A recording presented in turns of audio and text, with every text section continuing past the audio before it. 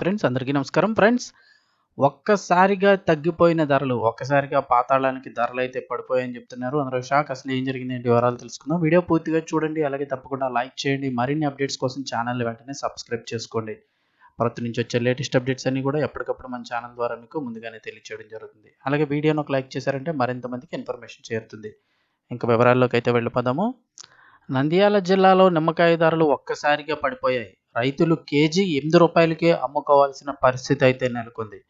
అయితే సాధారణంగా సమ్మర్ సీజన్‌లో అయితే గనుక భారీ ధరలుండే ఈ యొక్క నిమ్మకాయలైతే శీతాకాలం కాస్త ధర అయితే తగ్గుతాయి గానీ, ఎప్పుడూ లేనంత ధర ఒక్కసారిగా పడిపోయిందని చెప్తున్నారు. ఏ సంవత్సరం లేనంత ఇదిగా పడిపోయిందంటున్నారు.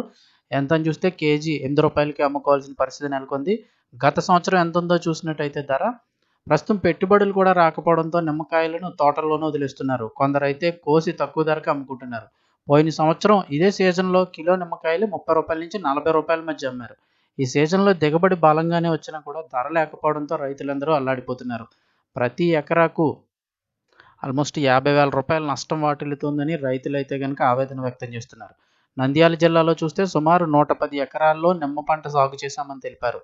ఎకరానికి 50,000 కాగా కోత, కూలీ మరో 50,000 ఖర్చవుతుందని చెప్పారు. తీరా అమ్ముకునేసరికి రూ. 30,000-40,000 మాత్రం వస్తోందని, ఎకరానికి సరాసరి రూ. 50,000-60,000 వరకు కూడా భారీగా నష్టపోతున్నామని రైతులైతే తీవ్ర ఆవేదన వ్యక్తం చేశారు.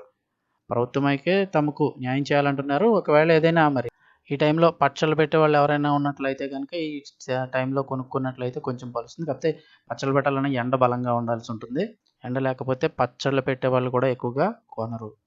సో, ఓవరాల్‌గా చూస్తే ధర ఒక్కసారిగా లాస్ట్ ఇయర్‌తో పోలిస్తే భారీగా పడిపోయిందని రైతులు తీవ్ర ఆవేదన అయితే వ్యక్తం చేస్తున్నారు.